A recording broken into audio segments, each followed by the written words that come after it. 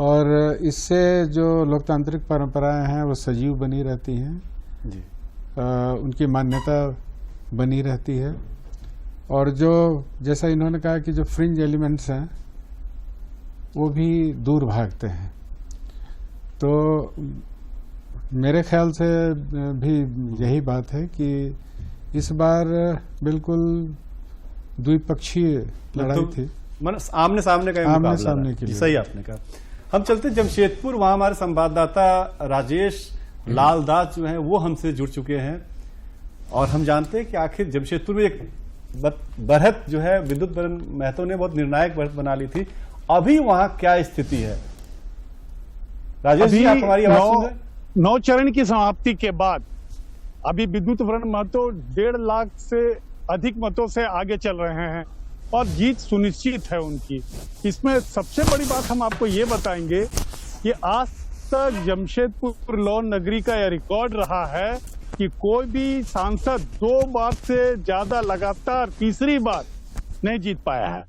तो ये जमशेदपुर वासियों के लिए बड़ी गौरव और खुशी की बात है कि विद्युत बरन महतो जी ये एक रिकॉर्ड कायम किए हैं और लगातार 3 बार सांसद बनेंगे।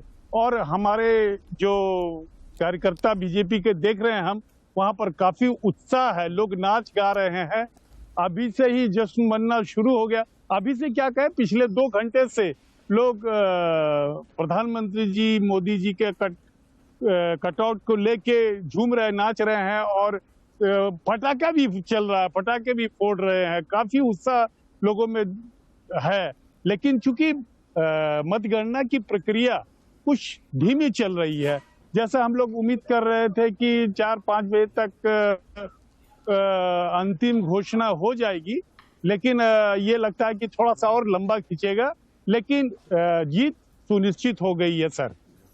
मतलब कितने चरण का जो है, कितने राउंड की मतगणना हो चुकी है और कितनी होनी बाकी है? हाँ, 9 चरण की घोषणा हो चुकी है अधिकृत रूप से। आगे तो 1-2 हो गया है, लेकिन हम लोगों को मिला नहीं है। और ये 16 चरण का ये है, 16 चरण चलेंगे। तो अभी काफी और बढ़त मिलने की संभावना, 1.5 लाख से बढ़त हो चुकी है। और जैसा लगता है कि पिछले बार वर्तमान मुख्यमंत्री चंपई सोरेन को 3 लाख से अधिक मतों से विद्युत बरन महतो जी ने हराया था। इस बार लोगों का जो रुझान देखने से लग रहा था कम से कम 2 लाख मत से जीतेंगे, लेकिन अभी जिस तरह 90 चरण में ही 1.5 लाख से ऊपर चल गया है, तो लगता है कि पिछला जो जीत था उसको दोहराएंगे। हो सकता है कि उससे ज्यादा भी वो आगे बढ़ सकते हैं। जी नहीं, आपने सही कहा कि इस बार जो वोट का आंकड़ा भी जो लग रहा है और जो बढ़त बन रही है, उससे विद्युत बरन महतो एक कंफर्टेबल जो है मार्जिन से जीत दर्ज करेंगे। लेकिन एक चीज राजेश जी, अगर आप जुड़े हुए हैं तो एक चीज और जानना मैं चाहता हूं कि समीर मोहंती जो झारखंड मुक्ति मोर्चा के विधायक हैं और प्रत्याशी हैं, वो क्या है? वो है अभी बड़ागोड़ा से विधायक भी थे, मतलब वो और उनके समर्थक हैं, या उन लोगों ने वहां पे मतलब जगह छोड़ दिया, चले गए हैं, जमे हुए हैं? नहीं, सभी लोग खामोश हैं। और कुछ आरोप प्रत्यारोप भी है कि कांग्रेस वालों ने खर्चा नहीं किया, अपना सदस्य नहीं दिया। अभी क्या है, आपसी खिंचातानी गुटबाजी मतलब कांग्रेस पे आरोप लगने लगा, मतलब आपस में लोग जेएमएम वाले के आरोप है कि कांग्रेस वालों ने न पैसा खर्चा किया, न अपने आदमी को पूरी तरह से लगाया, नहीं तो हमारी जीत सुनिश्चित थी। लेकिन कांग्रेस वाले ने कहा कि हम तन मन धन से आपकी मदद किए हैं। और यही दोनों में बीच में थोड़ा टसल है, लेकिन ये लोग शांतिपूर्वक कुछ चमत्कार की आशा कर रहे हैं जो होने वाला नहीं। चलिए, बहुत बहुत धन्यवाद राजेश लाल दास जी, आपने बहुत अच्छी जानकारी दी। अब भी हमारे साथ एक नए मेहमान जुड़े हैं, राकेश सिन्हा जी और प्रदीप जी, भाजपा के प्रवक्ता मौजूद हैं ही।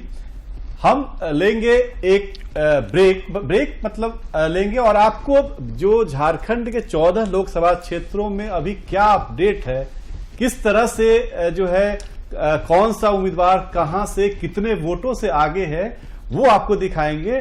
और इसके बाद जुड़ेंगे हमारे सहयोगी दिवाकर कुमार।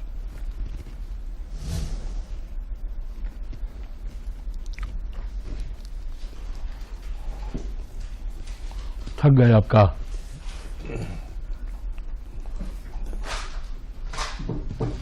ब्रेक में जाना था इसीलिए।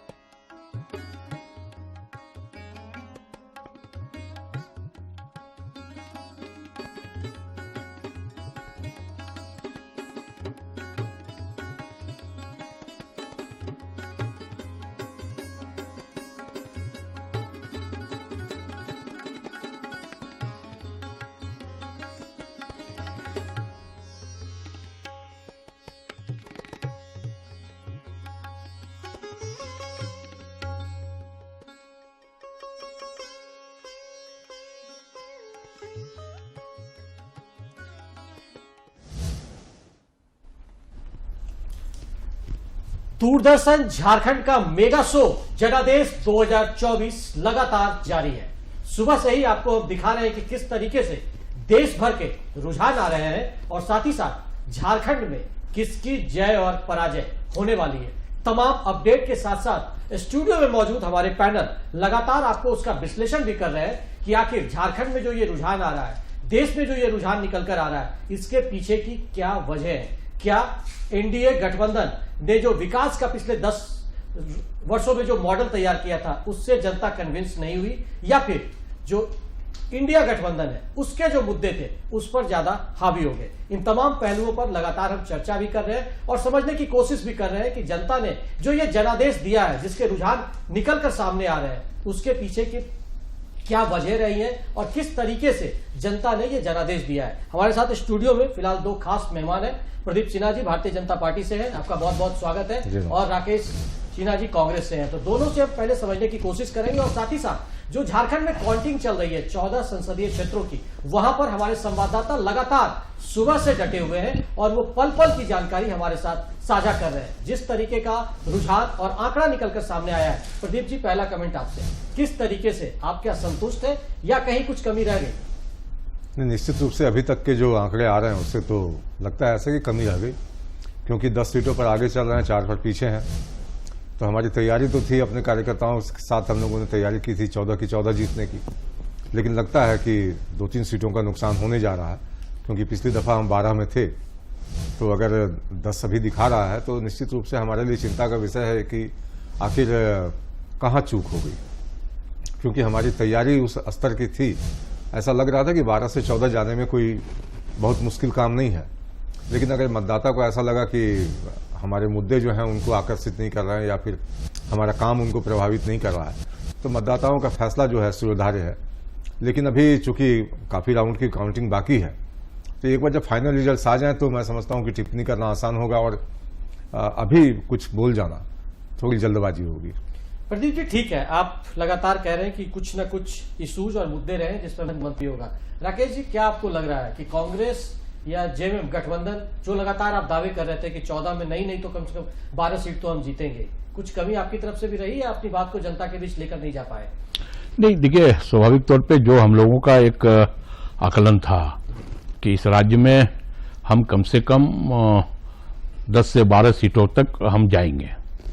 स्वाभाविक तौर पे अभी 16-17 शायद राउंड का गिनती अभी शुरू हुआ है, खत्म हुआ है। अभी 5-6 राउंड की गिनती और अभी होनी है। कहीं हम बहुत बड़े मार्जिन से हम पीछे भी हैं, तो कहीं हमारा एकदम कम कॉन्टेस्ट भी चल रहा है।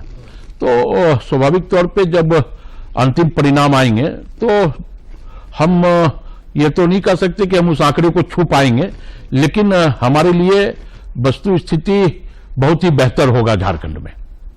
तो वस्तु स्थिति बहुत ही बेहतर होगा। लगातार आशान्वित अभी भी इंडिया गठबंधन के लोग हैं। भारतीय जनता पार्टी जिस तरीके से मंथन के दौर में चल रही है और सोच रही कि आखिरकार कमियां रह गई, देश में जिस तरीके का रुझान, ऐसा कभी सोचा था क्या प्रदीप जी आप लोगों ने? बिल्कुल अनएक्सपेक्टेड है ये, और हम लोगों ने कभी सोचा भी नहीं था कि इतनी सीटें कम होने जा रही हैं।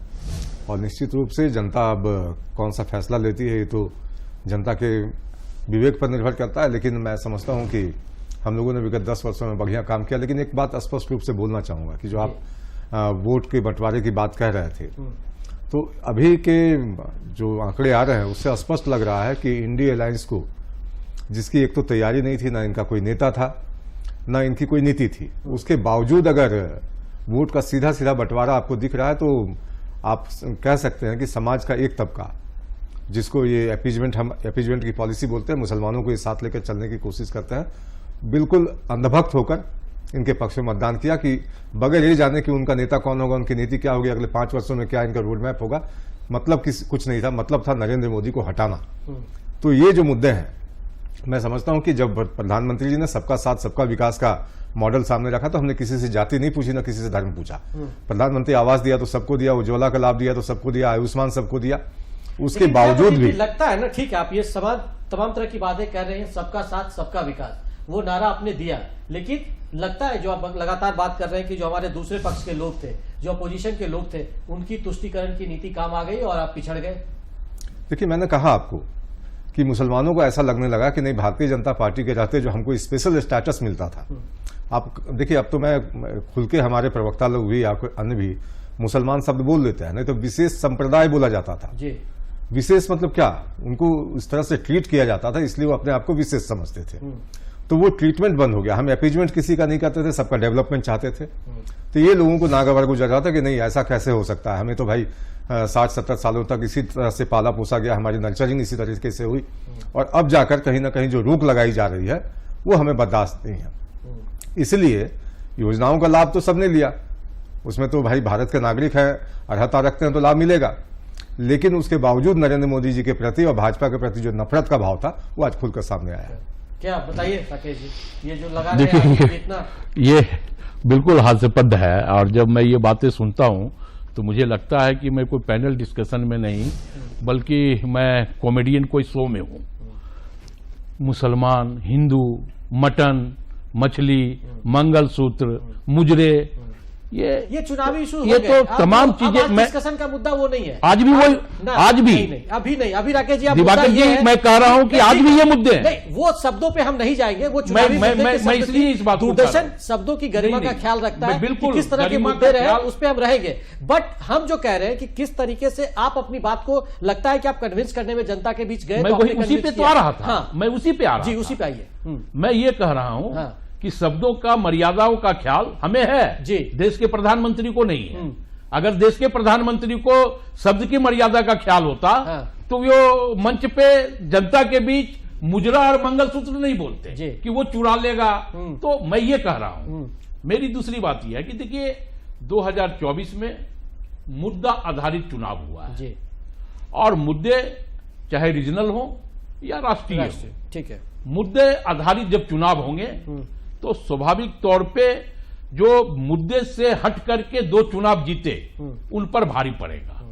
और ये चुनाव इसलिए इन पर भारी पड़ा कि इस बार मुद्दा आधारित चुनाव हुआ है, जनता महंगाई पर, बेरोजगारी पर, और हम ये कह रहे हैं कि हमारी 5 न्याय 25 गारंटी पर जनता का विश्वास और भरोसा जगा है। तो स्वाभाविक तौर पे जब जनतंत्र में मालिक जनता होती है, और जब जनता के सामने आप अहंकार दिखाएंगे तो इसी तरह का परिणाम आएगा। मतलब अभी ठीक है, मान रहे हैं राकेश जी की एंटी इनकम्बेंसी का फैक्टर था, और आपके न्याय का जो आपने एक मंत्र दिया, 5 हमारे न्याय सूत्र जो हैं, जो लोगों के घरों घरों के बीच आपने बांटा, ये काम कर गया। लेकिन एंटी इनकम्बेंसी क्या लगता है मोदी जी के अगेंस्ट उतना नहीं था, जिस वजह से लग रहा है कि एनडीए सत्ता बचाने के करीब दिख रही है। नहीं, ठीक है, सत्ता बचाने के करीब वो दिख जाए जी, लेकिन जो 400 पार का नारा था हाँ, वो तो फुस हो गया। ठीक। और अब देखें, शायद अभी हम जब आ रहे थे रास्ते में तो उसका रिजल्ट पता नहीं जी, लेकिन जो हम देख रहे थे उसमें अयोध्या में भी भारतीय जनता पार्टी पीछे थी,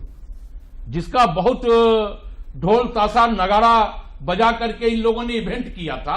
वहां की जनता ने भी इनको अस्वीकार करने का काम किया है। अभी का परिस्थिति क्या होगा ये मैं नहीं कर सकता, क्योंकि जब मैं देख रहा था तो ये अयोध्या से भी पीछे थे जी। तो सिर्फ एक मुसलमान पे आ जाना हमें लगता है कि यार इस लोकतंत्र में, इस देश में यह ठीक सही नहीं है। प्रदीप जी कुछ कहना चाह रहे हैं जी। ये तो हमारा आत्मविश्वास था कि 282 2014 में जी, उसके बाद 303, तो 400 का नारा कोई अतिशयोक्ति नहीं था। लेकिन हमारी विपक्षी पार्टी अपने लिए तो एक टारगेट भी सेट नहीं कर सकी। हाँ, वो कह के तो दिखाते हिम्मत करके कि हम 100 सीटें लाएंगे। आज जो पार्टी कभी 400 सीटों वाली हुआ करती थी, आज 100 सीटों के लिए लगातार 3 चुनावों से संघर्ष कर रही है। फिर भी इनको लगता है कि हम विजयी हो गए। तो इनके विजयी होने पर मैं समझता हूं कि इनको पीठ थपथपाने का हक है, अपनी पीठ सहलाएं और अपने आप को विजेता बनाने की मुद्रा में जनता के बीच पेश करें। लेकिन भारतीय जनता पार्टी मानती है कि हम मुद्दों के आधारित पर चुनाव लड़े। प्रधानमंत्री जी ने सब कुछ गिनवाया, लोगों के सामने रिपोर्ट कार्ड रखा कि किन गरीबों को केंद्रित करके हमने योजनाएं चलाई, उन गरीबों को उसका लाभ मिला। डिलीवरी मैकेनिज्म हमारा दुरुस्त था, कहीं कोई लीकेज नहीं था। वो जो राजीव गांधी ने कहा था कि 85 पैसे रास्ते में लोग खा जाते हैं, 15 पैसे धरातल पर पहुंचता है, वो हमने बिल्कुल खत्म किया। और मैं समझता हूं कि एक बड़ा तबका जो भ्रष्टाचारियों का समर्थक है वो कहीं ना कहीं नरेंद्र मोदी जी की कार्यशैली से नाराज था, वो भी अब खुलकर सामने आ रहा। आपने देखा अभी जो विश्लेषण कर रहे थे झारखंड का, हाँ, कि जो एक नैरेटिव सेट करने की कोशिश की गई कि हेमंत सोरेन को जबरन जेल में डाल दिया गया साजिश करके। हाँ, तो ये मुद्दा कौन से क्षेत्रों में प्रभावित आपको लग रहा है? वही 5 जहां ट्राइबल इलाके हैं। अब बाकी के 9 सीटों पर क्यों नहीं ये मुद्दा प्रभावी हुआ? तो कहीं ना कहीं लोगों को बेवकूफ बनाना, जो लोग सिर्फ भावनाओं में बहने के लिए मतलब तैयार बैठे हों, वैसे लोगों को आप भड़का के वोट ले सकते हैं। लेकिन अगर भ्रष्टाचार कोई मुद्दा नहीं है तो कांग्रेस पार्टी कह दे कि हम भ्रष्टाचारियों के साथ हैं, भ्रष्टाचार के मुद्दे पर कोई लड़ाई नहीं लगना चाहते, भ्रष्टाचारियों के साथ हैं हम, और वोट भी हम उसी आधार पर चाहते हैं। नहीं, भ्रष्टाचार लगातार हम लोगों ने राकेश ठाकुर जी से भी बात किया था, वो ऐसा नहीं कह रहे कि हम भ्रष्टाचार को पनपने देना चाहते हैं या भ्रष्टाचारियों के खिलाफ हम नहीं है, लेकिन जो तरीका बीजेपी ने अपनाया उससे वो थोड़े से नाखुश है कि भाई इस्तेमाल किया गया। लेकिन मेरा सवाल ये भी है कि कांग्रेस ने भी अपने जमाने में जिस तरीके से किया, तो ये तो केंद्रीय एजेंसियों पे सवाल आप भी उठाते हैं, ये भी उठाते हैं। किस तरीके से चीजें हुई है वो अलग बात है, वो मुद्दा है, लेकिन क्या चुनाव में भ्रष्टाचार मुद्दा था या नहीं? राकेश, केंद्रीय एजेंसियों पर प्रश्न इसलिए खड़ा होता है। हाँ, आपके जमाने में भी प्रश्न नहीं, मैं कह रहा हूं हाँ, कि मेरे जमाने में भी हुआ है जी, लेकिन अभी इसलिए प्रश्न खड़ा हो रहा है हाँ, कि देश के प्रधानमंत्री जिस व्यक्ति को यह कहते हो 2 बजे कि ये सबसे बड़ा भ्रष्टाचारी है, मित्रों, भाई बहनों, वो 4 बजे जब भारतीय जनता पार्टी में सम्मिलित हो जाता है तो 6 बजे वो डिप्टी चीफ मिनिस्टर बन जाता है। तो ये जो भ्रष्टाचार का पैमाना है, ये पैमाना हमें समझ में नहीं आ रहा है कि ये कौन सा भ्रष्टाचार का पैमाना है कि हमारे पार्टी में आ जाओ और अब क्लीन हो जाओ, एकदम धो करके पियर्स, सनलाइट सब साबुन लगा करके एकदम गोरा बन जाओ। तो ये जो भ्रष्टाचार का पैमाना है ना, ये पैमाना जनता बर्दाश्त नहीं किया और अहंकार जनता ने बर्दाश्त नहीं किया। हम तो कह रहे हैं कि हम 295 प्लस आएंगे। अभी देखिए, अभी वक्त है, चलिए ठीक है, आशा रखिए, उम्मीद भी अपना कायम रखिए। नहीं, आशा और उम्मीद नहीं, भरोसा है हमको, भरोसा भी है। चलिए प्रदीप, भरोसा पे जनता है। एक छोटा सा जवाब, ये अपने 2 संबोधनों में अहंकार शब्द का इस्तेमाल कर रहे हैं जी। अहंकार तो इस देश ने देखा था जब एक सांसद ने कैबिनेट के डिसीजन को प्रेस कॉन्फ्रेंस में लाकर फाड़ दिया था, प्रधानमंत्री चूं तक नहीं बोल पाए। ये होता है अहंकार और परिवार का दबदबा। तो निश्चित रूप से हम अहंकारी नहीं हैं, हम तो भाई जनसेवक हैं। प्रधानमंत्री जी ने कहा मैं प्रधान सेवक हूं और उन्होंने उसी विनम्रता के साथ लोगों की सेवा की। लेकिन अहंकार का जो ये नैरेटिव करने की कोशिश करते हैं, 1975 में भी लोगों ने देखा कि अहंकार क्या था। जब कोर्ट ने डिसीजन दिया कि आप स्टेप डाउन कीजिए, तो स्टेप डाउन करने के बजाय इंदिरा गांधी ने इस देश पर इमरजेंसी थोपा। वो अहंकार था। जब पत्रकारों को बोलने की आजादी नहीं थी, उनको जेल में डाला गया, नेताओं को जेल में बंद किया गया। तो ये होता है अहंकार का पराकाष्ठा और ये तानाशाही होती है। मैं भी बता लेकिन दूं जबरदस्ती एक नैरेटिव बनाने की कोशिश करना नरेंद्र मोदी के खिलाफ कि अहंकारी है, तानाशाही है, देश की जनता इस बात को कतई स्वीकार नहीं करती है। क्योंकि अगर जो अभी आंकड़े दिखाए जा रहे हैं हमारे अलायंस को, इतना कहने के बाद भी आज सरकार बनाने की स्थिति में हम ही हैं, आप नहीं हैं स्थिति में, इस बात को स्वीकारिए। चलिए, सरकार बनाने की स्थिति में है, ठीक है, ये एक बात है, लेकिन एक नैरेटिव जनता ने जो मैंडेट दिया है या जो रुझान में भी दिख रहा है, अभी हम किसी फाइनल आकलन पे नहीं पहुंच रहे हैं कि किन की सरकार बन रही है, कौन आगे है कौन पीछे है। भारतीय जनता पार्टी को लगता है कि उनके जो कोर इश्यूज थे जनता में वो डाइवर्ट हो गए। आपने जो अपने कोर इश्यूज रखे थे कि भाई इस तरीके से तानाशाह की स्थिति हो रही है संविधान को, तो क्या इस तरह के जो मुद्दे आप लेकर गए जनता आपसे कन्विंस हो गई क्या? बिल्कुल हुई है। नहीं तो अगर कन्विंस होती तो आपको सरकार बनाने देती ना। अब देखे ना, अभी हाँ। मैं तो कहा कि अभी वक्त है जी, अभी वक्त के पहले धैर्य क्यों खो रहे हैं भाई लोग? हाँ अभी धैर्य रखिए, वक्त है, हाँ अभी फाइनल रिजल्ट नहीं है ये। जी, और हमें यह लगता है कि जो लोग शुरू से टॉप से लेके बॉटम तक जो लोग गला फाड़ के, बंडी फाड़ के, शर्ट फाड़ के ये चिल्ला रहे थे 400 पार 400 पार 400 पार 400 पार, आप तो 100 पार बैलून खत्म हो गया ना, हाँ बैलून खत्म हो गया ना। और मैं वही कह रहा हूं, अहंकार की परिभाषा मैं भी बता दे रहा हूं। अहंकार वाला मुद्दा हो गया। नहीं, बहुत सारे जवाब तो देना होगा दिवाकर जी ना। जी चलिए, जवाब तो देना होगा। अहंकार उसको कहते हैं कि एक बेटी के बलात्कारियों को जब सत्ता छुड़वा ले उसको भी अहंकार कहते हैं। चलिए, और ये अहंकार देश ने देखा है, हाँ। देश ने देखा है। और अहंकार इसी को कहते हैं। और घोषित आपातकाल लगा करके जो आप शासन कर रहे हैं इसको ही अहंकार कहते हैं। चलिए ठीक है, उस मुद्दे पे, उस डिबेट पे हम आएंगे कि किनको फायदा हो रहा है, किनको नुकसान हो रहा है। लेकिन थोड़ा झारखंड पे भी हम लोग को नजर डालने की जरूरत है कि झारखंड में देखिए जो आखिर ट्राइबल सीट्स है वहां पे बीजेपी अच्छा क्यों नहीं परफॉर्म कर पाई? क्या प्रदीप जी, आपको क्या वजह लग रहा है? देखिए, हमने तो भाई ट्राइबल कम्युनिटी के लिए जो हो सकता था हमने किया। जो ट्राइबल कम्युनिटी में लोग ये मानते हैं कि बिरसा मुंडा जी हमारे भगवान हैं, झारखंड से बाहर उनको निकालकर एक बड़ा प्लेटफॉर्म हम लोगों ने दिया। हमारी सरकार ने जनजातीय गौरव दिवस के नाम पर घोषणा उनको की जी, 15 नवंबर को राष्ट्रव्यापी मन रहा है जी। अगले साल उनका कार्यक्रम बड़ा व्यापक होगा। तो हमने तो भाई सम्मान देने की भरपूर कोशिश की। और उसके अलावा पीबीजीटी ग्रुप्स के लिए क्या किया जा सकता है, अभी प्रधानमंत्री जनमन योजना जो खूंटी से लॉन्च किया गया था 15 नवंबर को, तो जो अति पिछड़े लोग हैं आदिवासी समाज में भी, उसके अलावे जो आपने देखा होगा कि कई जिलों का चयन किया गया झारखंड में, 19 जिलों का, जो हम उसको एस्पिरेशनल डिस्ट्रिक्ट, आकांक्षी तो उसके माध्यम से हमने लोगों के जीवन स्तर को ऊंचा करने की कोशिश की। उसके बावजूद भी अगर लोगों को लगता है कि नहीं, भारतीय जनता पार्टी की बातों पर विश्वास नहीं करके सिर्फ एक भावनात्मक मुद्दा के हेमंत सोरेन जी को जबरदस्ती जबरन जेल में डाल दिया गया, तो मैं समझता हूं कि ये उन लोगों ने गलत समझा। समय के साथ उनको भी समझ आएगी कि हेमंत सोरेन गलत तरीके से नहीं फंसाए गए हैं। जब भ्रष्टाचार हो रहा था तो कांग्रेस पार्टी जो उनके सरकार में सहयोगी है वो भी मौन साधे हुई थी। अब जाके उनकी मंत्री की कलई खुली, मंत्री भी आज जेल में है। तो ये तो भ्रष्टाचारी है साथ साथ। क्योंकि आपको याद होगा 1993 का वक्त कि क्रेता भी एक वही पार्टी, विक्रेता भी वही पार्टी जो आज सरकार चला रही है। खरीदने बेचने वाले आज साथ में है, तो आप समझ सकते हैं कि दोनों एक दूसरे का दोष ढकने की कोशिश करेंगे।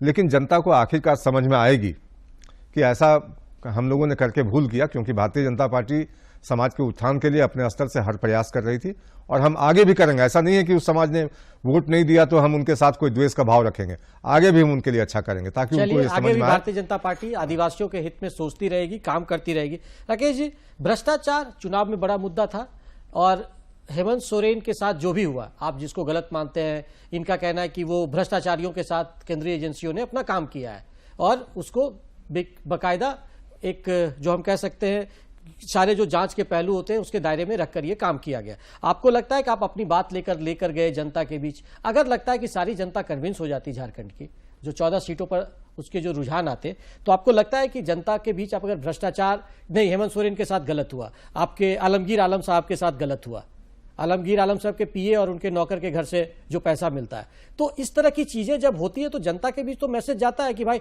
आखिर नेताओं के पास इतने पैसे आते कहां से हैं? बिल्कुल, ये मैसेज जनता के पास नहीं जाता है कि जब एक पूंजीपति के डग पर करोड़ों का ड्रग्स पकड़ा जाता है, वो मैसेज भी जनता के पास जाता है, एकदम जाता है, और उस पर कोई कार्रवाई नहीं होती है, ये मैसेज भी जनता के पास जाती है। हाँ। और ये मैसेज भी जनता के पास गई है।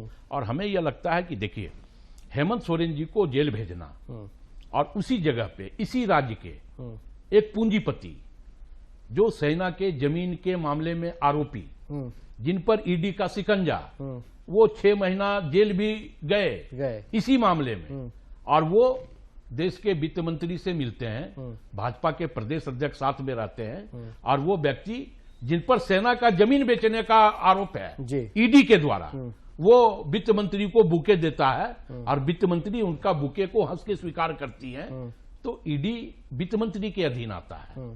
तो राज्य की जनता ये भी देख रही है ना, ये रिश्ता क्या कहलाता है कि सिर्फ एक आदिवासी समुदाय पे जो है, नहीं सिर्फ एक आदिवासी समुदाय पे या एक मुस्लिम समुदाय पे आप आरोप मर करके अपनी राजनीति को आप चमका सकते हो, लेकिन जो मैसेज गया है वो मैसेज ये भी है, ये मैसेज एक भी है। ठीक है प्रदीप जी, वो चैम्बर ऑफ कॉमर्स का कार्यक्रम था और मिलने वालों की सूची में कौन होगा उसकी सूची वित्त मंत्री को नहीं भेजी जाती है।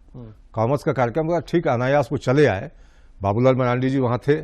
मैं समझता हूं कि अब जब अनायास कोई सामने आ गया, वित्त मंत्री उनको नाम से पहचानती नहीं होगी कि विष्णु अग्रवाल कौन है, ये किसी घोटाले का आरोपी है, जेल में बंद था, ये सब कुछ पता नहीं होगा।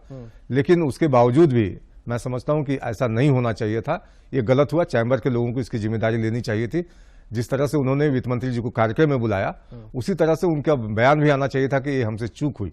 लेकिन चैम्बर के लोगों ने जो भूल की वो हम पर भारी पड़ रहा है अगर आज, तो निश्चित रूप से आगे से इस तरह के कार्यक्रमों में जाने से पहले हमारे नेता निश्चित रूप से सावधानी करेंगे चीजों को, सावधानी बरतेंगे, जांचेंगे, परखेंगे। बिल्कुल सावधानी बरतेंगे। तो आपके जवाब राकेश जी मिल गया है, ठीक है ना, कि कोई डुअल स्टैंडर्ड इनका नहीं है, आप बेवजह आरोप इन पर लगाते हैं। मैं आरोप नहीं लगा रहा। डुअल स्टैंडर्ड तब होता है दिवाकर जी, जैसे एक मिनट कंप्लीट करूं, डुअल स्टैंडर्ड तब होता है जब यासीन मलिक आके प्रधानमंत्री जी के आवास पर मिलता हो, मुस्कुरा कर बुके देता हो, साथ में डिनर करता हो।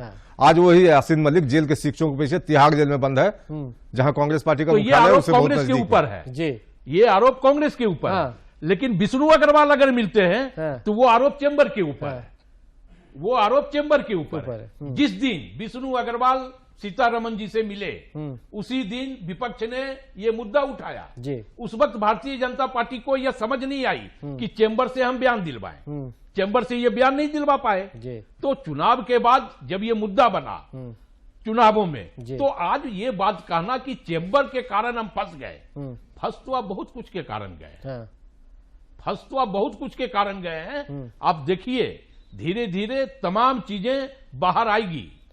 चलिए ठीक है, बहुत सारी चीजें आएगी। राकेश जी, एक सवाल आपसे ये जानना चाहते हैं कि जिस तरीके का रुझान आपको दिख रहा है फिलहाल 8 और 6 आगे पीछे चल रहा है, उसमें क्या शहरी इलाकों में आप लगातार ढिंढोरा पीट रहे थे कि रांची सीट में हम कांटे की टक्कर दे रहे हैं, धनबाद में हम कांटे की टक्कर दे रहे हैं, तो क्या कुछ ऐसा वजह हो गया कि शहरों की जनता ने आपको उस तरीके से, क्योंकि कांग्रेस ठीक है, जेएमएम ने अपने वोट बैंक को बढ़ाया, उनका परफॉर्मेंस दिख रहा है कि वो सुधरा हुआ दिख रहा है, आप आखिर क्यों पिछड़ गए शहरी इलाकों में? ये बिल्कुल हमारे लिए भी है और मैं ये कहता हूं कि इसकी हम लोग समीक्षा करेंगे जी, क्योंकि जो रुझान हमारे तरफ था जी, वो रुझान स्वाभाविक तौर पे शहरों में वो हमारे पक्ष में परिणित नहीं हो पाया। तो कहीं ना कहीं बिल्कुल ये समीक्षा का विषय है और इस पर हम लोग जरूर समीक्षा करेंगे कि आखिर कहां हमसे चूक हुई है, क्या परिस्थितियां बनी है कि इतना होने के बावजूद शहरी मतदाताओं का रुझान जो है वो हमारे पक्ष में नहीं है।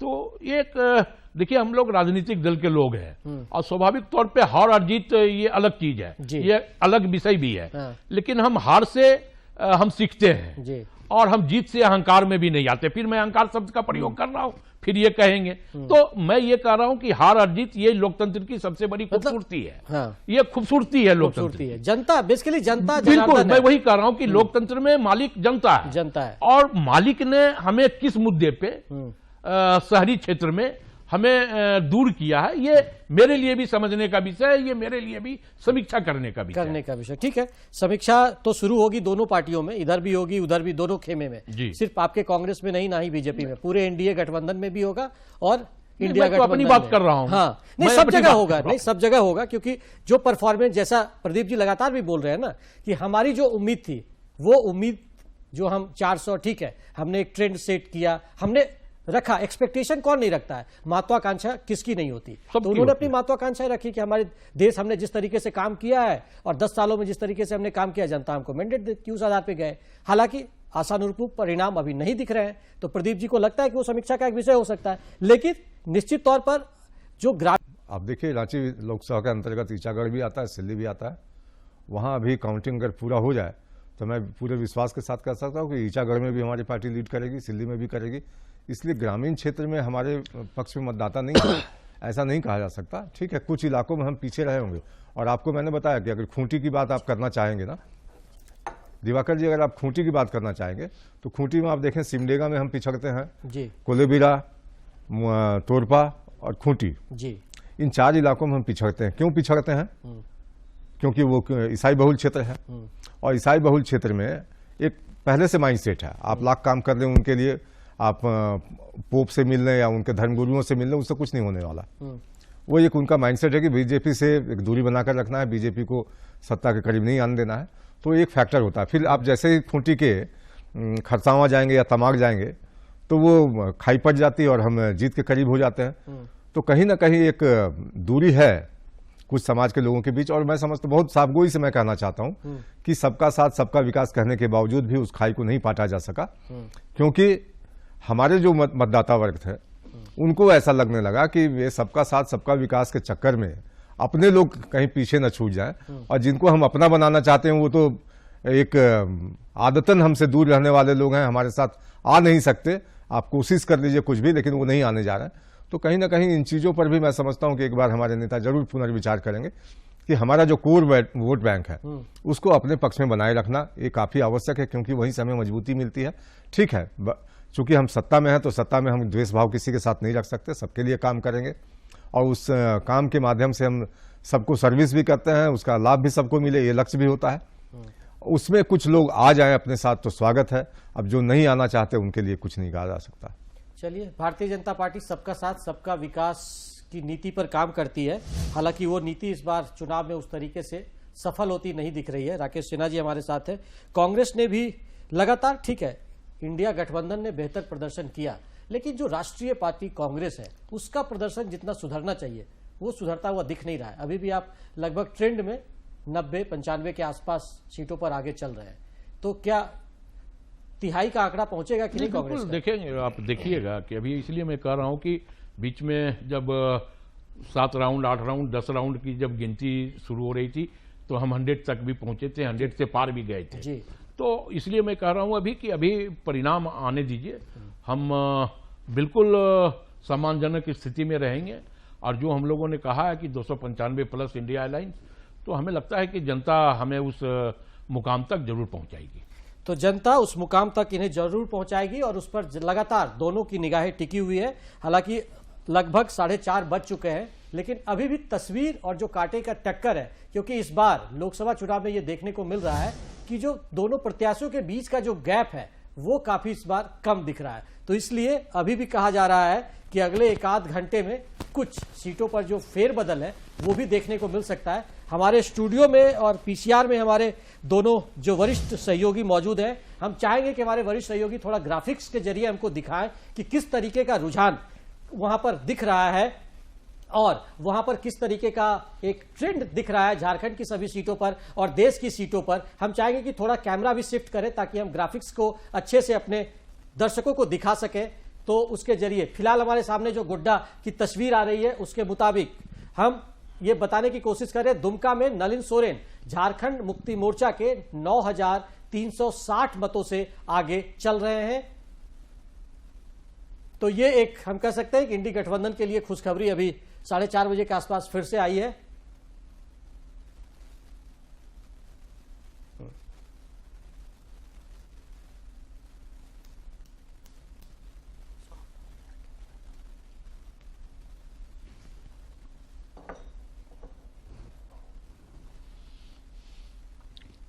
हाँ ठीक है, अब हम राजमहल संसदीय सीट का हाल आपको बताते हैं। राजमहल में विजय कुमार हांसदा झारखंड मुक्ति मोर्चा के करीब 62,363 मतों से आगे चल रहे हैं।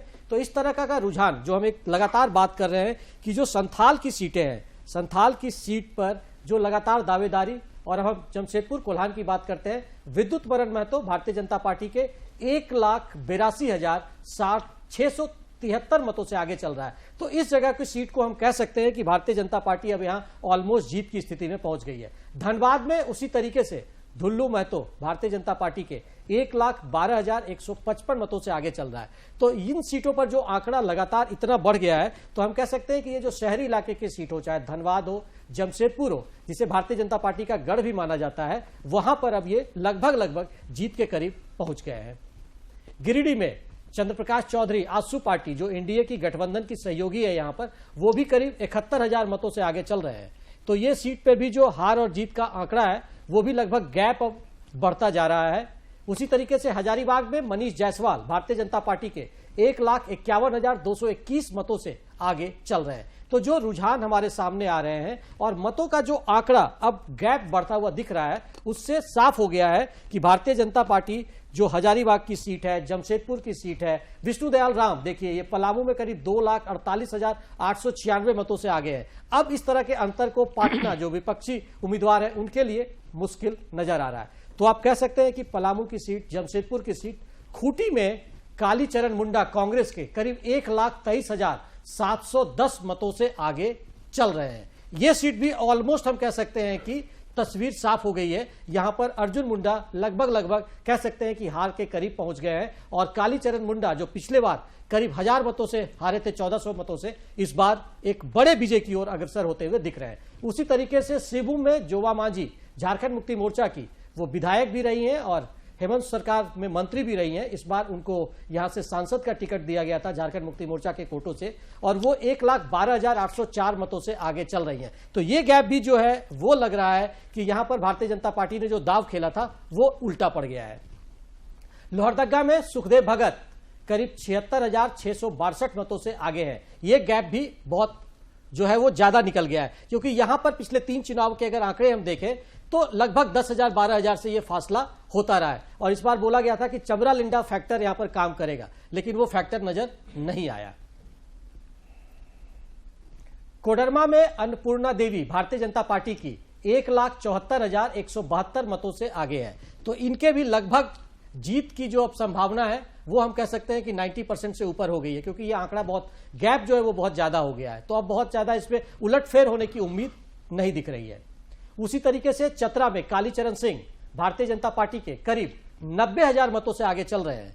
यह भी गैप जो है वो काफी आगे निकल गया है। तो इस लिहाज से अब कह सकते हैं कि तस्वीर जो झारखंड की है वो लगभग साफ होती दिख रही है। गोड्डा में निशिकांत दुबे भारतीय जनता पार्टी के करीब 85,000 मतों से आगे चल रहे हैं। यह भी जो गैप है वो काफी ज्यादा हो चुका है। तो कह सकते हैं कि अब जो झारखंड की सीटें हैं वहां पर हार और जीत का जो गैप है वो लगातार बढ़ गया है, और ऐसे में कहा जा सकता है कि बहुत सारी सीटों पर तस्वीर साफ हो गई है। रांची, राजधानी रांची की सीट जो संजय सेठ यहां से पिछले बार भारतीय जनता पार्टी से जीते थे, इस बार फिर वो 1,12,260 मतों से आगे चल रहे हैं। तो ऐसे में कह सकते हैं कि संजय सेठ भी अब लगभग जीत के करीब पहुंच चुके हैं।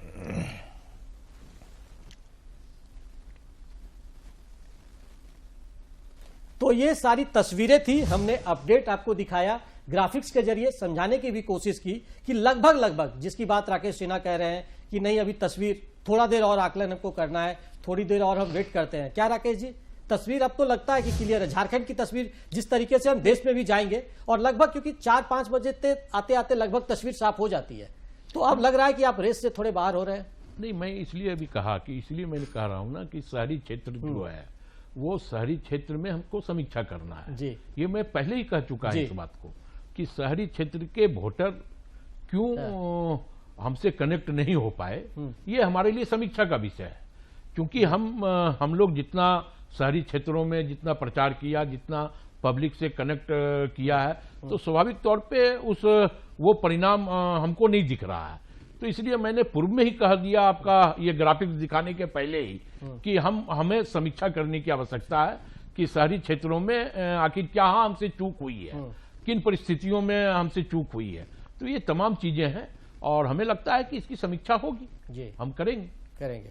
प्रदीप जी, अभी तक जो अब दिख रहा है और जो मैं अभी बातें कर रहा था कि जो आंकड़ा है या जिस तरीके से रुझान अब आ रहे हैं, जिन सीटों पर गैप और अंतर जो दिख रहा है, वो आप अब भी निश्चिंत, अब तो लगता है आप लोग के भी मन में तस्वीर साफ हो गई? नहीं, अब तो करीब तय लग रहा है। खासकर लोहरदगा, खूंटी, चाईबासा की जो बात आपने जी। कही, हाँ दुमका में मामला बहुत क्लोज है। हाँ। वहाँ 9,000 का डिफरेंस है, वो कोई बहुत बड़ा चीज है नहीं। हो सकता है कि आगे की चक्रों की गिनती में वो गैप भी पूरा हो जाए और सीता सोरेन आगे निकल जाए। हाँ। लेकिन बाकी की जो सीटें हैं उस पर तो बिल्कुल कहीं कोई डाउट नहीं होना चाहिए अब, क्योंकि मार्जिन जो है इतना ज्यादा हो गया है कि हमारे कैंडिडेट बिल्कुल कंफर्ट जोन में है। वहां से फिर उतना लॉस मेकअप करके लीड ले लेना, मैं समझता हूं कि अब नेक्स्ट टू इम्पॉसिबल होगा, क्योंकि अब तो 5 बजने का भी वक्त होने जा रहा है और करीब करीब इस समय तक अधिकांश जो राउंड्स होते हैं उसकी गिनती हो चुकी होती है। ठीक है, 2-4 बचे होंगे, लेकिन अब इससे वापस होना बहुत कठिन है। कठिन है ना। ठीक है, दुमका में एक चीज और प्रदीप जी हम जानना चाहते हैं। दुमका में आपने प्रत्याशी बदला, उसके बावजूद आप टफ फाइट में फंस गए, क्या वजह रही? लगता है कि जनता इस तरह की चीजों को स्वीकार नहीं करती है क्या? नहीं, जनता ने अगर स्वीकार नहीं किया होता तो इतना क्लोज फाइट ही नहीं होता। हाँ, अच्छा, मतलब आप मान के चल रहे थे कि सुनील सोरेन जी नहीं जीतेंगे? नहीं, सुनील सोरेन को तो टिकट पार्टी ने दिया था जी। लेकिन परिस्थितियां ऐसी आ गई कि अब सोरेन परिवार में अगर उनकी बड़ी बहू खुद चाहती हूं कि हम भारतीय जनता पार्टी में आए, परिवार में वो सम्मान नहीं मिल रहा है, परिवार में वो प्राथमिकता नहीं दी जा रही जो राजनीति में अमूमन लोगों की अपेक्षा होती है, और उसके बजाय अगर उनके घर के दूसरे बहू को महत्व दिया जा रहा है, तो कारण उनके थे जिसके कारण वो यहाँ आई। तो अब सोरेन सम्मान परिवार की वो सम्मानित बहू थी, तो हमने उनको सम्मान दिया, हमने उनको मौका दिया, यहाँ तक कि अपने कार्यकर्ता को टिकट देने के बावजूद वापस लिया। जोखिम होता है, लेकिन हमने उस जोखिम को भी मोल दिया।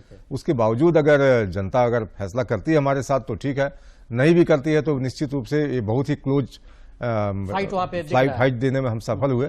तो आप कह सकते हैं कि जनता ने हमें खारिज नहीं किया, चूंकि एकदम बिल्कुल नेक टू नेक जब चल रहा है मामला, तो करवट कभी भी इधर से उधर हो सकता है।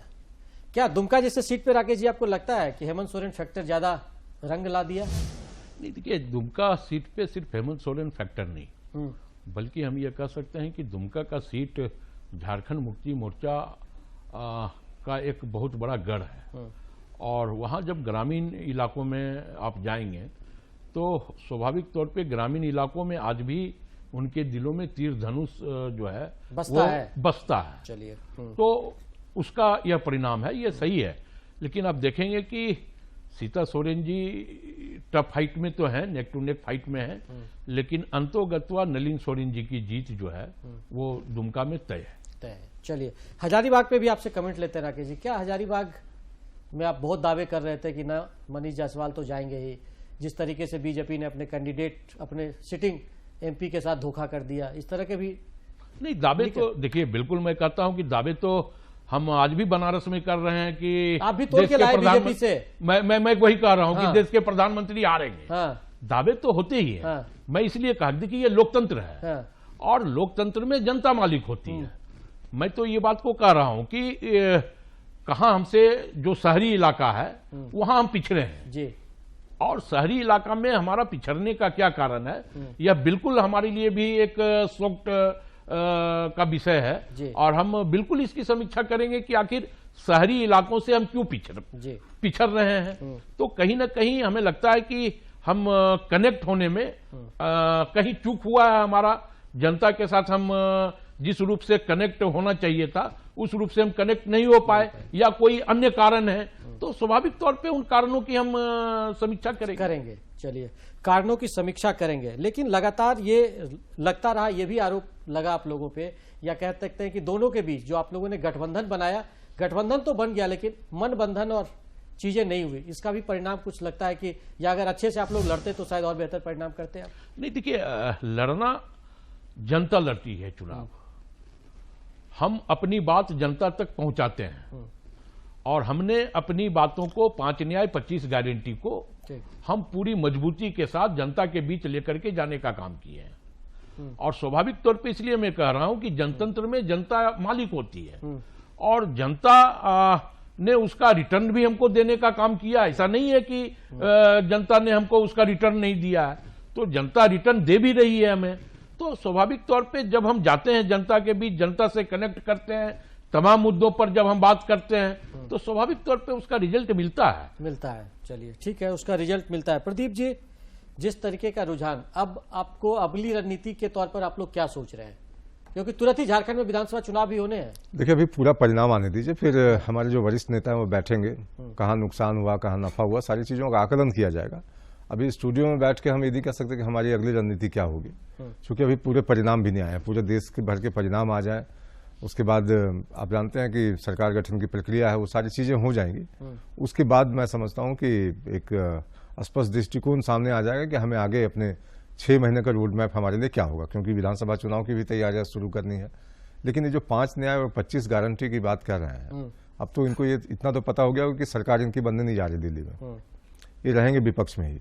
लेकिन जहां जहां इनकी सरकारें हैं, अब इनके लिए स्वयं एक चुनौती है कि वो जो था ना कि महिलाओं के खाते में 1 लाख रुपया सालाना खटाखट आएगा, हाँ, अब वो अपने अपने राज्य में, जहां कर्नाटक में है, तेलंगाना में है, हिमाचल में, जहां भी है, वहां खटाखट करके दिखा दें वो।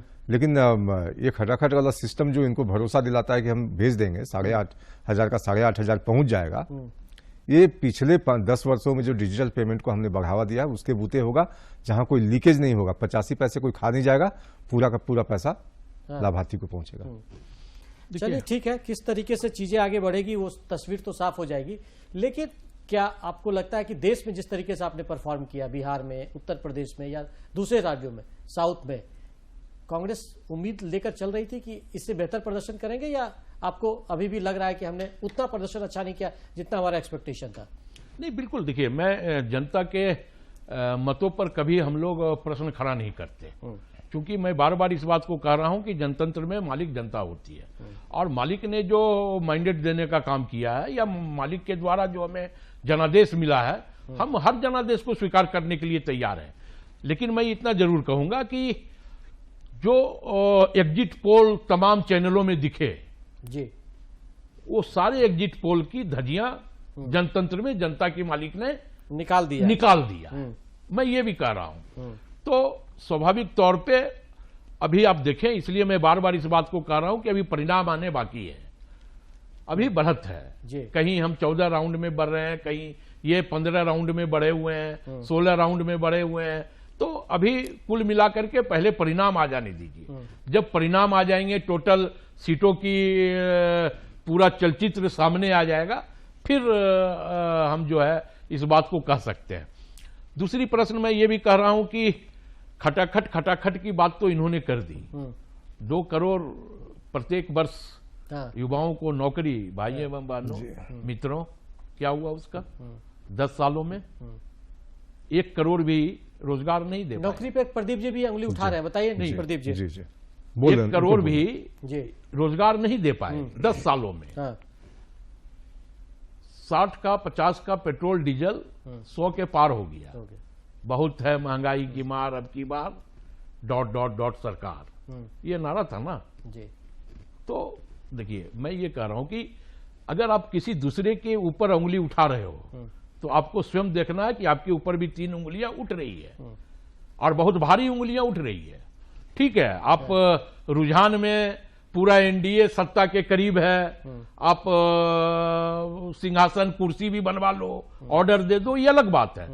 लेकिन मैं ये कह रहा हूं कि जनता के दिलों पर राज करके सत्ता हासिल करना, ये अलग चीज है, और हम जनता के दिलों पे राज करके सत्ता हासिल कर रहे हैं।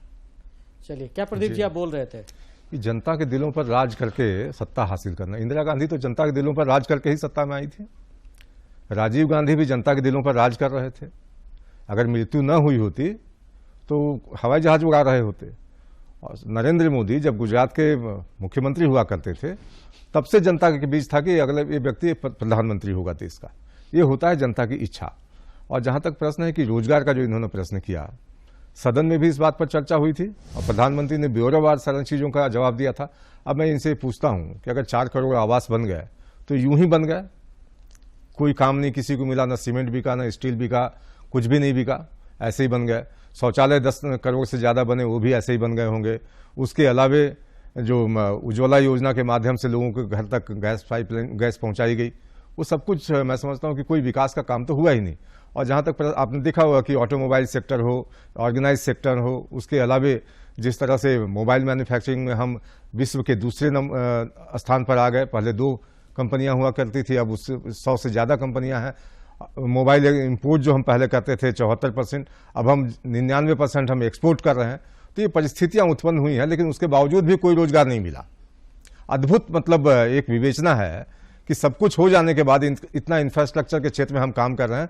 34 किलोमीटर से ज्यादा सड़कें बन रही है प्रतिदिन देश में, 5 किलोमीटर प्रतिदिन रेलवे लाइन बिछ रहा है, उसके बाद भी रोजगार नहीं मिल रहा। वो विश्वकर्मा जी आते हैं रात में बना के चले जाते हैं। पकौड़ा तलना भी रोजगार ही है। रोजगार पकौड़ा वो तलना तो आप तल ही रहे हैं ना, वो तो 2-2 टन से आप तल रहे हैं, तीसरे टन में भी आप तलेंगे, उनको तलना है आपको, दूसरा निश्चित है आपको तलना है। डाटा स्वयं देना है, तो डाटा आप स्वयं देते रहिए। 10 करोड़ शौचालय बनवा दिया हमने, स्वयं देना है, के सुन लीजिए। पेट में अन्न कहां दिया आपने? शौचालय बनवा दिया। तो खुद से डाटा जब देना है देश के प्रधानमंत्री को, तो हमसे तो लगता है कि उन्होंने कम डाटा दिया है। उनको कह देना चाहिए कि 20 करोड़ हमने शौचालय बनवा दिया। जब स्वयं डाटा प्रस्तुत करना है तो देखिए ये अलग बात है। मैं ये कह रहा हूं, इसलिए मैं इस बात को फिर कह रहा हूं कि अभी परिणाम आने बाकी हैं, परिणाम आने दीजिए। ये जो अहंकार है ना, ये फिर और कम होगा, और कम होगा। चलिए, अहंकार पे तो ये डिबेट टिका हुआ है, अच्छी बात है। चल, अपनी बात प्रदीप जी भी रख रहे हैं, राकेश जी आप भी रख रहे हैं, लेकिन जो रुझान आ रहे हैं हमारे पास और जिस तरीके से देखने में मिल रहा है, यूपी का एक चर्चा करने की विषय इसलिए भी बनता है कि यूपी में जो है दोनों के एक्सपेक्टेशन से उल्टा रिजल्ट देखने को मिल रहा है। क्या प्रदीप जी, ऐसा आप लोगों ने सोचा था कि यूपी में ऐसा हो सकता है? नहीं, अनुमान के विपरीत है वहां, क्योंकि मजबूत गढ़ हमारा हुआ करता था। और अभी चुनाव में जिस तरह से हम विधानसभा के चुनाव में हम दूसरी दफा भारी बहुमत के साथ जीत के आए, तो इस तरह के रिजल्ट की उम्मीद नहीं थी। लेकिन अब मतदाताओं ने क्या सोचा, क्या समझा, किस मुद्दों पर उन्होंने मतदान किया है, ये सारी चीजें हैं जो कि मैं समझता हूं कि वहां के नेतागण जब बैठेंगे और सारी सीटों की विवेचना करेंगे तो ये चीजें सामने आएंगी। चलिए राकेश जी, यूपी क्या राम मंदिर लहर वगैरह कुछ नहीं रहा क्या? पूरे देश में नहीं रहा, नहीं, कोई लहर नहीं रहा। अच्छा, यूपी में आप क्या मानते हैं वजह क्या हो सकता है? नहीं, देखिए यूपी में चूंकि हम वहां 16 सीटों पे हमने चुनाव लड़ा यूपी में, कांग्रेस, तो स्वाभाविक तौर पे जो हमारा 16 सीट है जिसपे हमने चुनाव लड़ा है, तो हमें ये अनुमान था कि ठीक है राकेश जी, इस चर्चा को हम आगे बढ़ाएंगे। हमारे साथ हजारीबाग से हमारे संवाददाता गौरव जुड़ रहे हैं। क्या गौरव, क्या अपडेट है और किस तरीके से गहमा-गहमी, अब तो लगभग आखिरी राउंड तक काउंटिंग पहुंच गया है, तो क्या कुछ नजारे दिख रहे हैं और किस तरीके का अब क्या सेलिब्रेशन वगैरह शुरू होने की स्थिति दिख रही है क्या?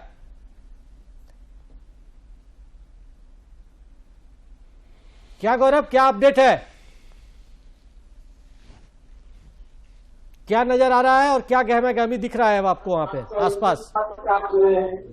हजारीबाग में बात की जाए तो भारतीय जनता पार्टी निर्णायक मतों से आगे बढ़ रही है और करीब 11 राउंड की मत की काउंटिंग यहाँ समाप्त हो चुकी है। और पहले ही राउंड से लेकर अभी तक जो है हर राउंड में भारतीय जनता पार्टी ने बढ़त बनाई थी और वो बढ़त अभी भी बरकरार है। तो कहा जा सकता है कि हजारीबाग में भारतीय जनता पार्टी निर्णायक जीत की ओर आगे बढ़ रही है। हाँ, लेकिन ये कहने अभी करीब 15 राउंड का जो मतगणना का कार्य है वो बाकी है। तो आने वाले समय में पता चलेगा कि किस तरह से रुझान आगे बढ़ता है और ये जो फासला है वो और कितना बढ़ता है।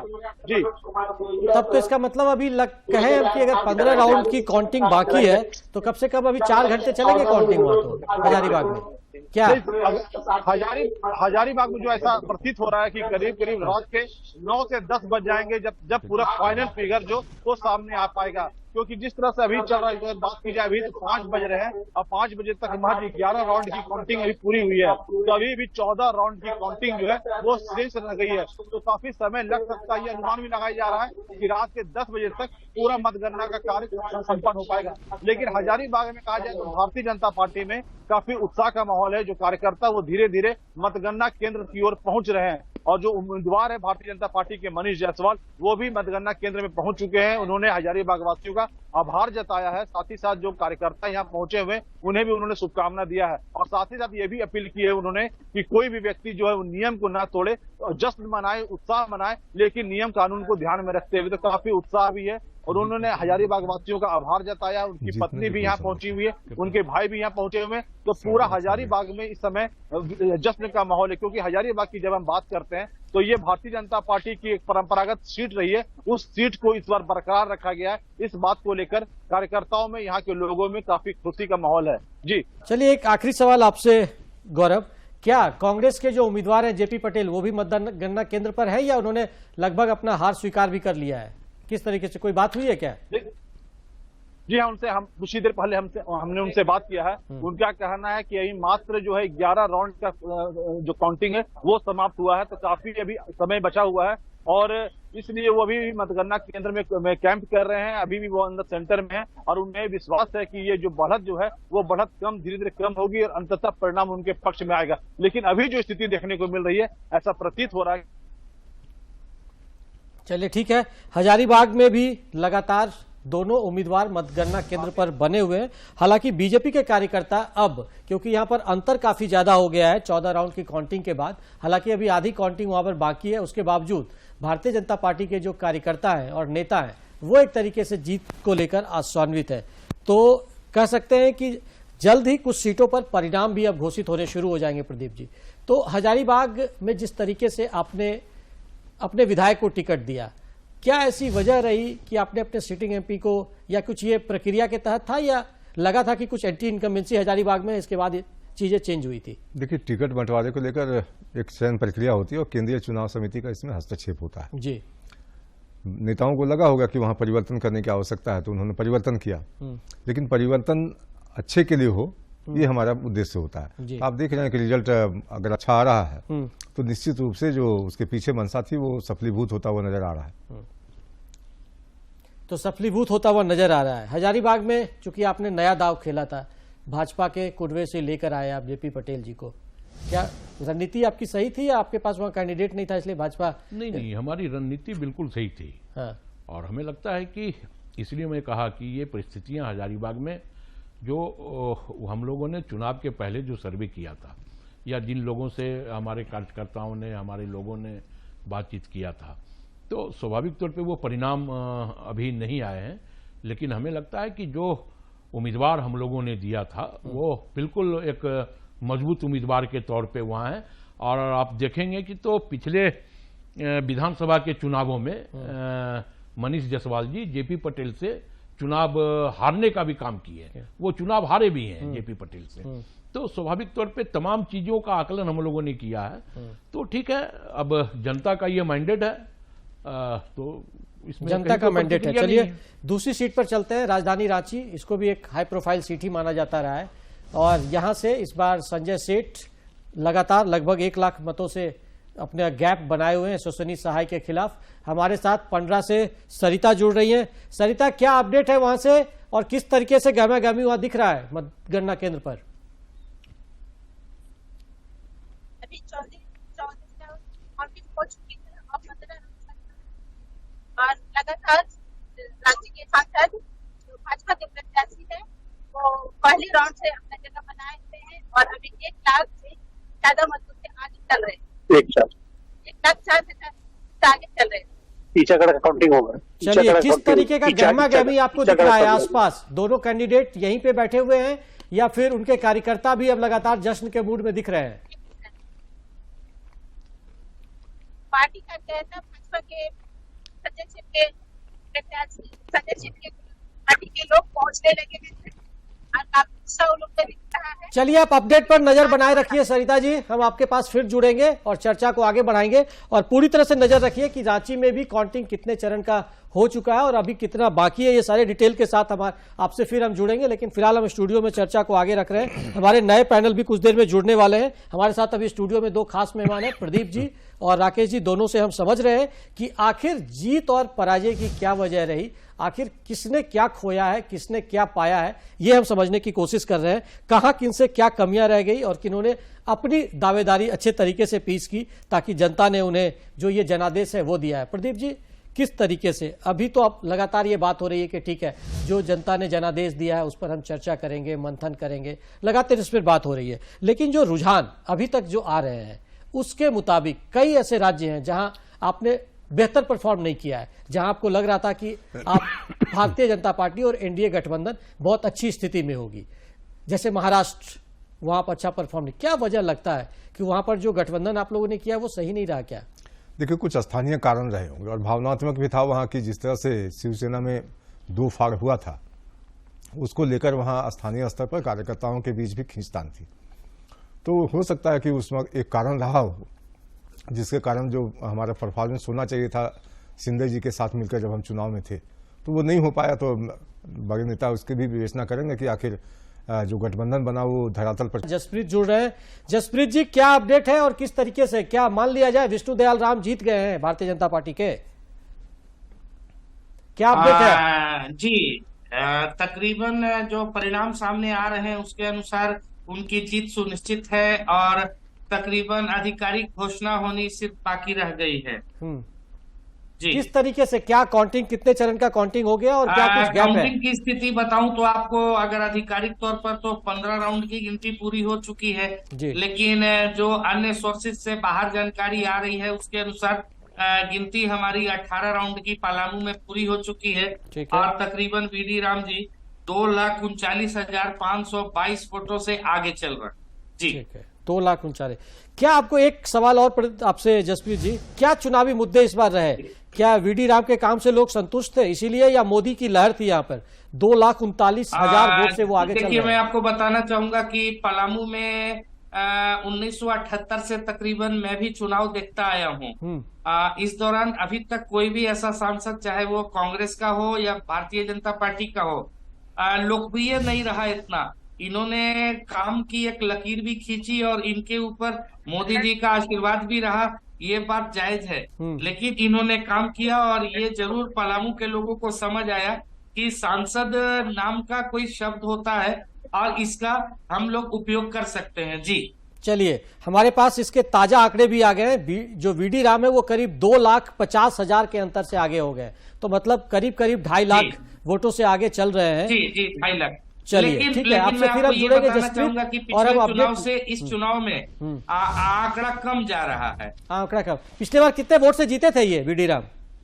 पिछली बार जीते थे 4,95,000 तकरीबन वोटों से।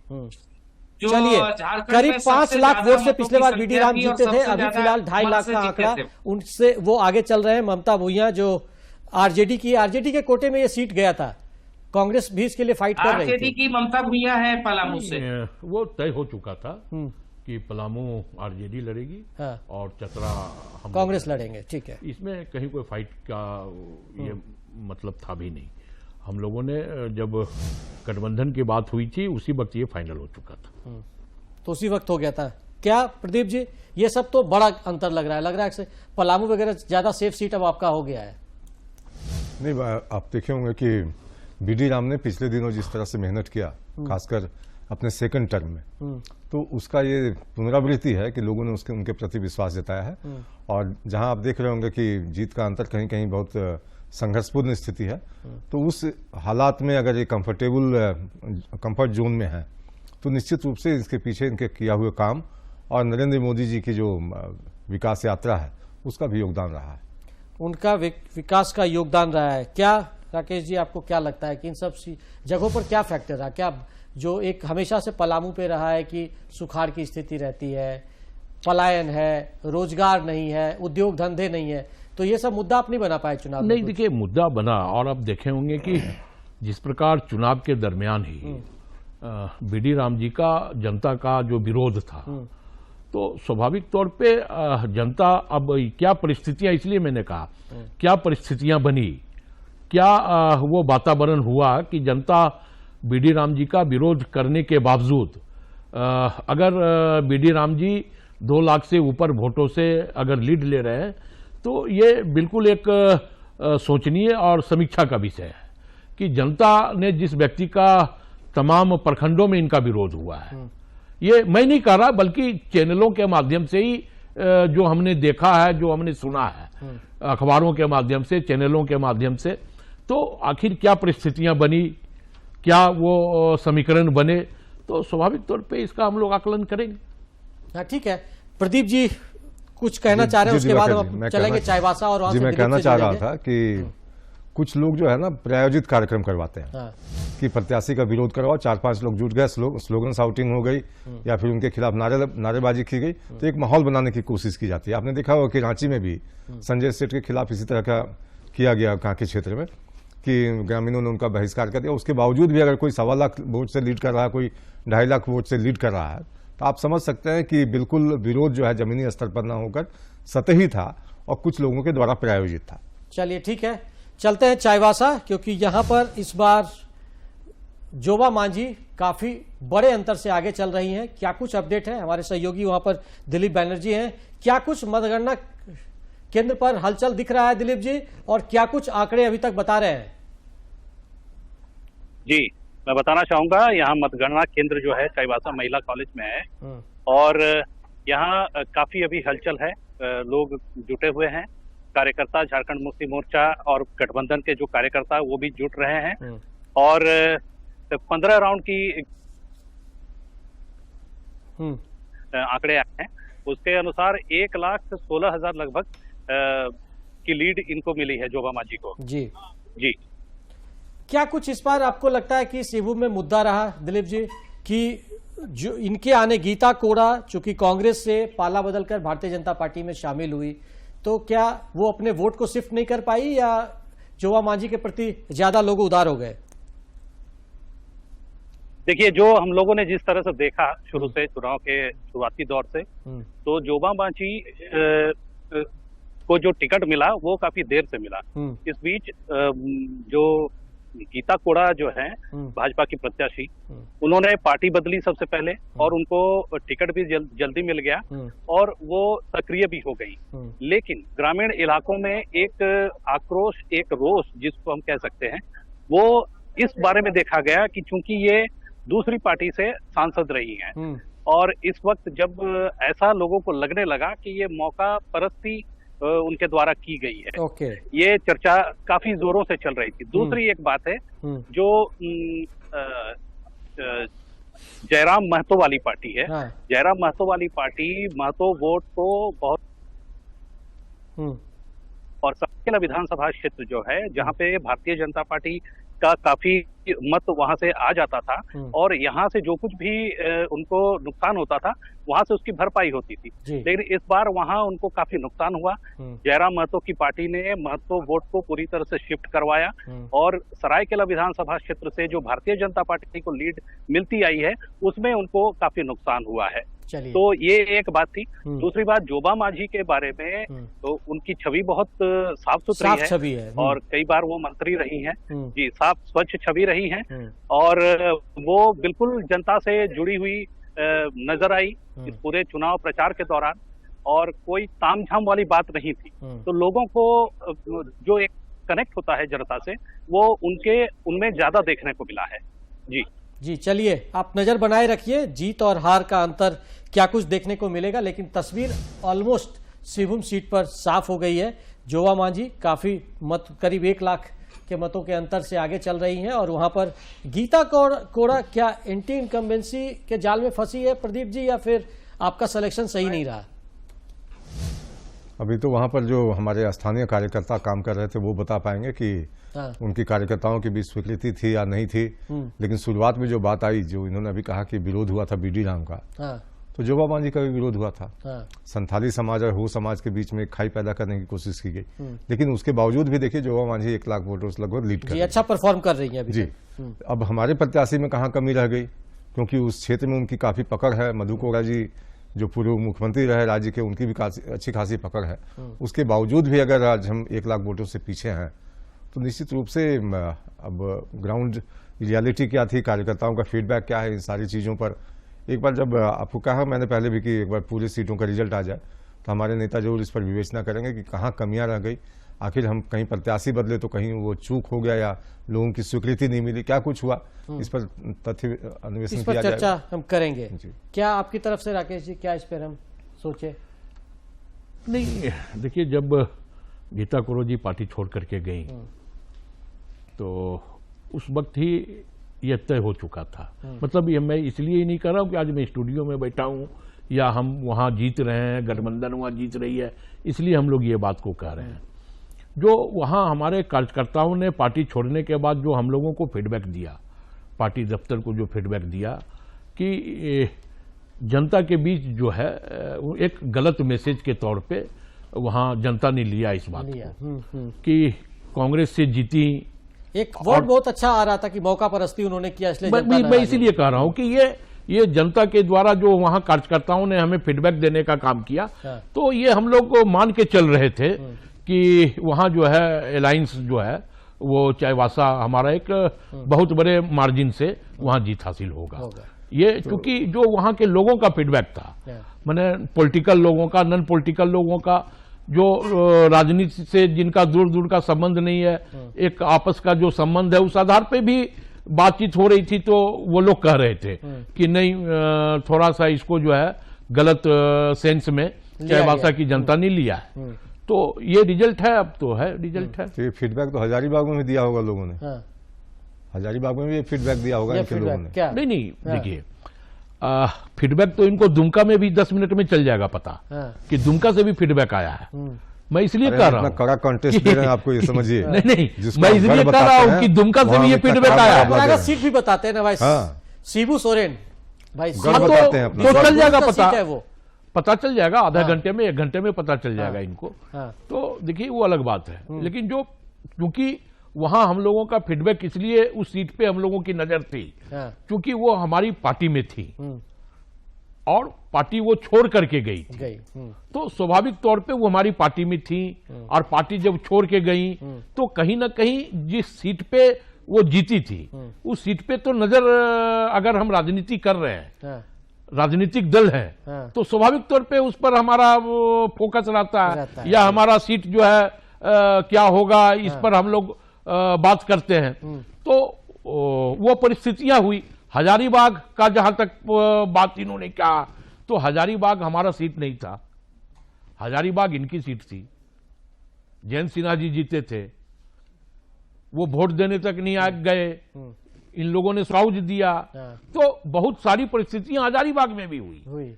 तो हजारीबाग का परिस्थिति और चाईबासा का परिस्थिति, ये दोनों परिस्थिति जुदा था। चलिए, परिस्थितियां जुदा थी, दोनों के अपने दावे भी हैं कि किस तरीके से जनता ने उनको मैंडेट दिया है, किस तरीके का जनादेश उनके सामने जनता ने परोसा है। वो हालांकि तस्वीर अगले 1 घंटे में अब पूरी तरीके से साफ हो जाएगी देश भर की। झारखंड की ऑलमोस्ट तस्वीर साफ हो चुकी है।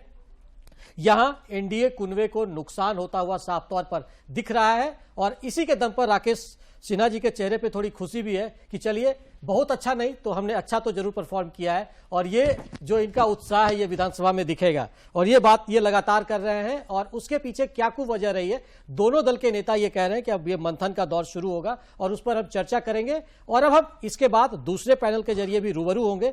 इन दोनों मेहमानों ने हमारे लिए वक्त निकाला और इतनी अच्छी जानकारी हमारे दर्शकों को दी कि पर्दे के पीछे क्या कुछ हुआ और कैसे किस तरीके से ये आज जनता का जनादेश हमारे सामने निकल कर आ रहा है। तो इन्होंने अपनी जानकारी हमारे साथ साझा की कि इनके जो संगठनात्मक स्तर पर किस तरीके की बातें हुई थी और किस तरीके से जो कैंडिडेट फाइनल करने की बात हो, चाहे जनता के बीच जो मुद्दे रखने की बात हो, इन तमाम बिंदुओं पर इन लोगों ने विस्तृत जानकारी दी, जिसको एक तरीके से जनता के बीच ये जब चीजें पहुंचती है तो एक गॉसिप के जरिए पहुंचती है। लेकिन इन्होंने आज हमारे सामने वो एक तरीके से खुलकर बताया कि कैसे जो रणनीति बनती है पार्टी के स्तर पर और वो जनता के बीच किस तरीके से पहुंचती है। तो इन तमाम बिंदुओं पर हमने इनसे चर्चा की। अब हम आपको दिखाएंगे पूरे देश भर की एक बार तस्वीर कि कितने सीटों पर एनडीए गठबंधन आगे है, कितने सीटों पर इंडिया गठबंधन आगे है और दूसरी जो झारखंड के पर्सपेक्टिव पे कौन सी दल आगे चल रहे हैं, कौन से उम्मीदवार कितने वोट से आगे चल रहे हैं, ये तमाम पहलू आपको हम दिखाएंगे और समझाएंगे भी। लेकिन फिलहाल दोनों मेहमानों का बहुत बहुत शुक्रिया और धन्यवाद कि आपने हमारे लिए वक्त निकाला। जी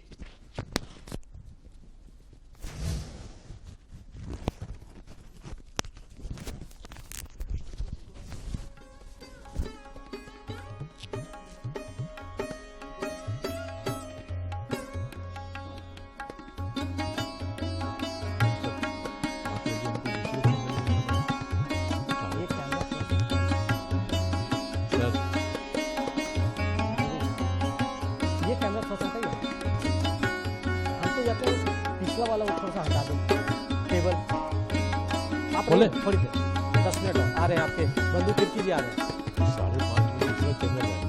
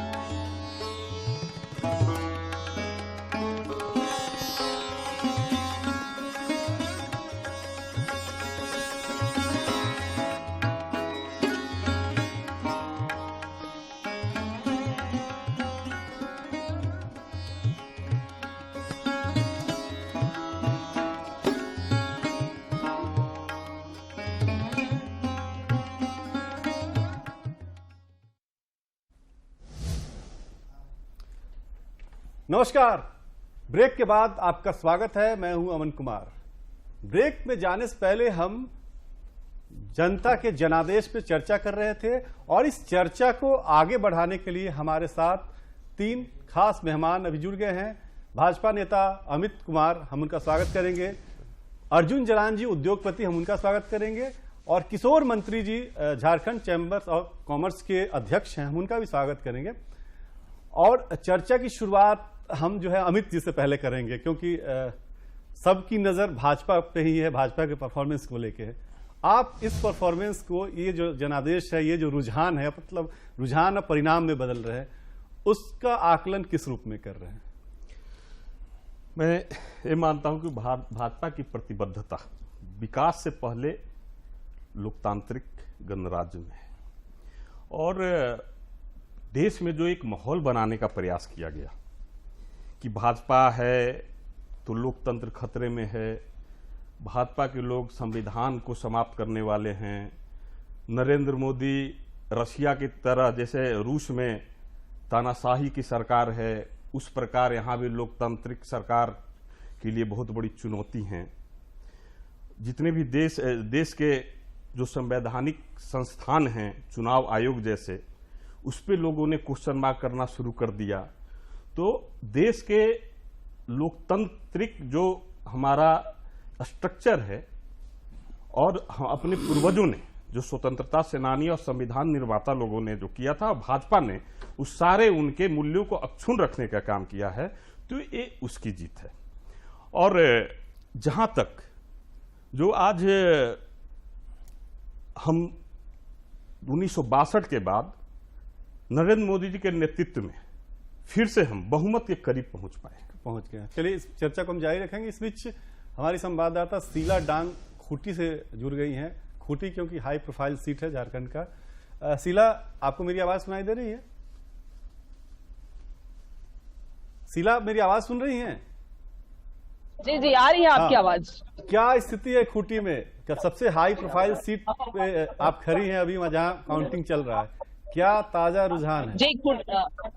जी, खूंटी सबसे हॉट सीट बना हुआ है, क्योंकि खूंटी भगवान बिरसा मुंडा की धरती भी रही है और खूंटी से पूर्व जो सांसद हैं वो केंद्रीय मंत्री भी हैं और कांग्रेस के कालीचरण मुंडा के साथ में मैदान में डटे रहे और लगातार जो गिनती हुई, पहले राउंड से ही कांग्रेस के प्रत्याशी कालीचरण मुंडा लगातार अपनी बढ़त बनाए हुए थे। पहले ही राउंड में 9,155 मतों से कालीचरण मुंडा आगे रहे। वहीं अगर हम तीसरे, चौथे, 10वें राउंड की बात करें तो 10वें राउंड में भी 1,17,626 मतों से कांग्रेस के प्रत्याशी भाजपा के अर्जुन मुंडा से आगे रहे। वहीं लगातार बढ़त बनाते हुए काउंटिंग के 16वें चरण में कालीचरण मुंडा ने 1,45,719 मत प्राप्त किया। 1,45,719 मतों से आगे रहे। इस तरीके से जो अंतिम राउंड है अब वही सिर्फ बाकी रह गई है, केवल घोषणा होना बाकी है। और लगातार जिस तरीके से प्रत्येक चरण में कांग्रेस प्रत्याशी कालीचरण मुंडा ने बढ़त बनाई है, अब जीत इनकी सुनिश्चित है।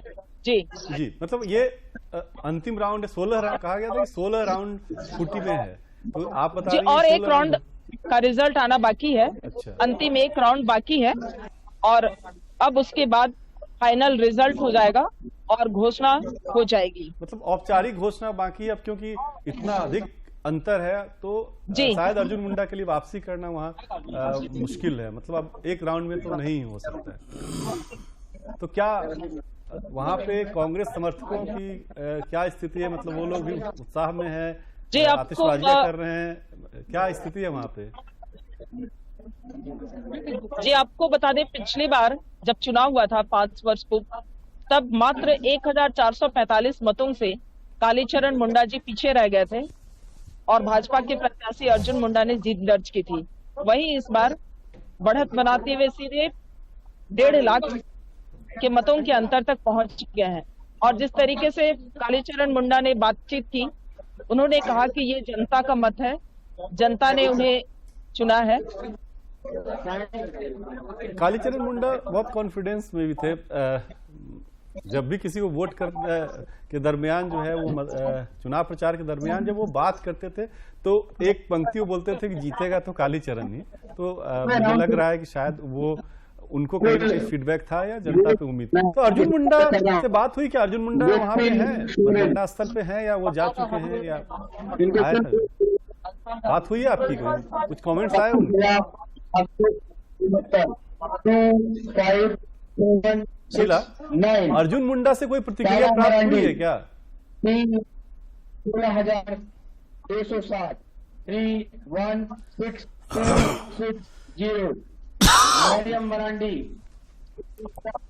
35,603। शीला, आप मेरी बात सुन रही हैं? विजय कुमार हाजरा 4,12,000।